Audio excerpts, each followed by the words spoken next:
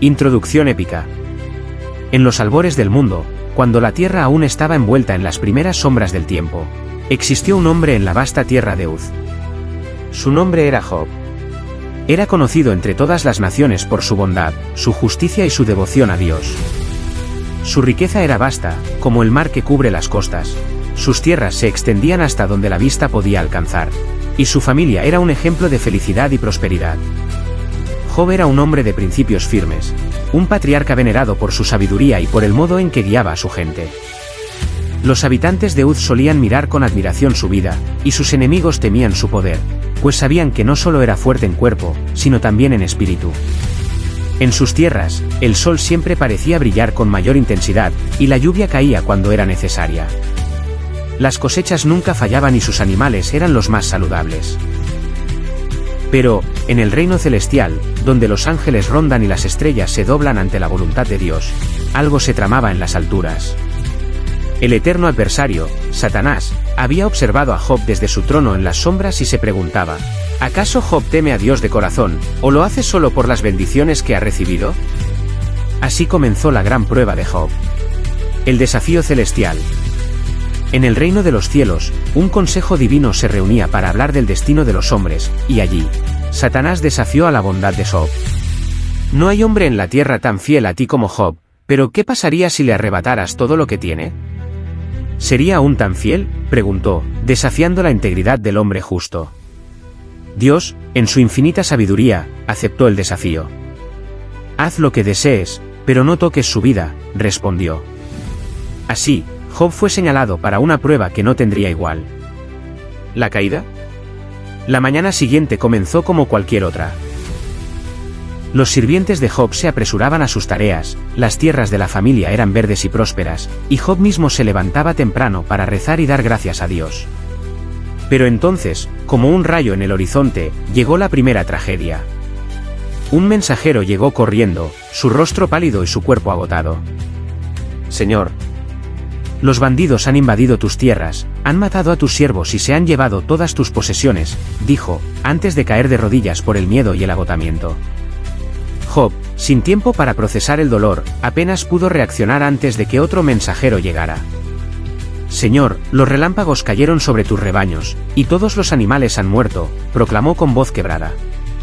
Y no había terminado de hablar, cuando otro, más angustiado que el anterior, corrió a contarle que un viento feroz había arrasado con su casa, matando a sus hijos, los que se hallaban celebrando un banquete. ¿El lamento? La vida de Job se desmoronó de un modo tan rápido que ni siquiera pudo procesarlo. ¿Cómo podía ser posible tal sufrimiento en tan poco tiempo? Miró al cielo, esperando encontrar alguna respuesta, pero solo encontró el vacío. En su desesperación, se rasgó las vestiduras y se cubrió con ceniza.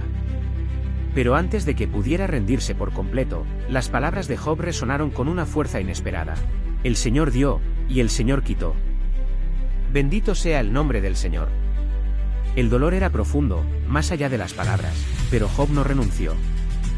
Se arrodilló y rezó con todo su ser, sin entender la razón, pero sabiendo que solo en Dios encontraría la fuerza para seguir adelante.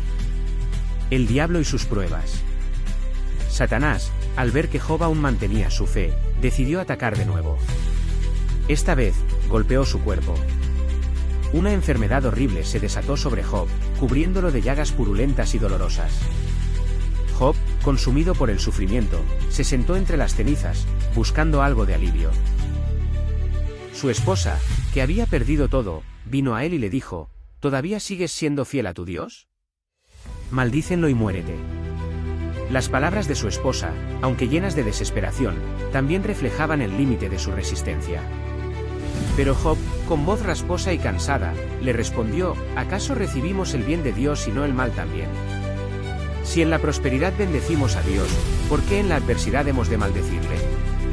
Los amigos y la batalla interior. En su dolor, 3 amigos de Job llegaron a visitarlo. Elifaz, Bildad y Zofar, hombres sabios, pero limitados en su entendimiento. Ellos comenzaron a discutir con Job, acusándole de que su sufrimiento debía ser el resultado de un pecado oculto. Insistieron en que, si Job se arrepentía, Dios le devolvería todo lo perdido. Pero Job, sintiendo el peso de las acusaciones, se defendió con fervor. ¿Acaso soy yo el único culpable en todo el mundo? ¿No es posible que este sufrimiento sea parte de un plan más grande, algo que aún no entiendo? Exclamaba Job, pero sus amigos no comprendían su alma atormentada. La visión del todo. Finalmente, en medio de su angustia, Job clamó a Dios.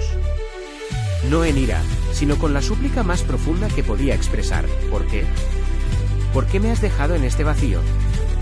Y fue en ese momento cuando la voz del Señor se oyó, no como un trueno, sino como un susurro lleno de sabiduría infinita. ¿Dónde estabas tú cuando formé la tierra? ¿Quién ordenó el curso del mar y puso el viento en su lugar? Yo soy el principio y el fin, y no todo puede ser comprendido por el hombre. Job, abrumado por la magnitud de las palabras, comprendió que no todo en la vida es para ser entendido, pero que la fe no radica en entenderlo todo, sino en confiar a pesar de la oscuridad. Su mente y su corazón, antes quebrantados, ahora comenzaban a sanar. El renacimiento. El Señor, viendo la resistencia y fe de Job, decidió restaurarlo. En el día en que Job alcanzó su punto más bajo, Dios le bendijo con una nueva vida. Le dio más riquezas que antes, nuevos hijos y una familia próspera. Pero lo más importante, Job fue restaurado en su alma. Aprendió a ver la grandeza de Dios no en la comprensión, sino en la aceptación del misterio divino. Al final de sus días, Job vivió mucho tiempo más, rodeado de sus hijos y seres queridos, en paz con él mismo y con su Dios. Su vida se convirtió en un faro de esperanza para aquellos que enfrentan el sufrimiento, un recordatorio de que, aunque la prueba sea profunda y oscura, la fe puede trascender todo. Epílogo. La historia de Job se convirtió en una leyenda. Sus luchas, sus lágrimas y su eventual redención fueron cantadas por generaciones. Y, aunque Job nunca comprendió por completo el propósito de su sufrimiento, su historia continúa resonando a través del tiempo como un testamento eterno de que la fe verdadera no se mide en la abundancia, sino en la perseverancia. Este relato puede adaptarse y profundizarse dependiendo de cómo se quiera contar, pero en sus líneas centrales, refleja la prueba épica y la lección profunda de la historia de Job.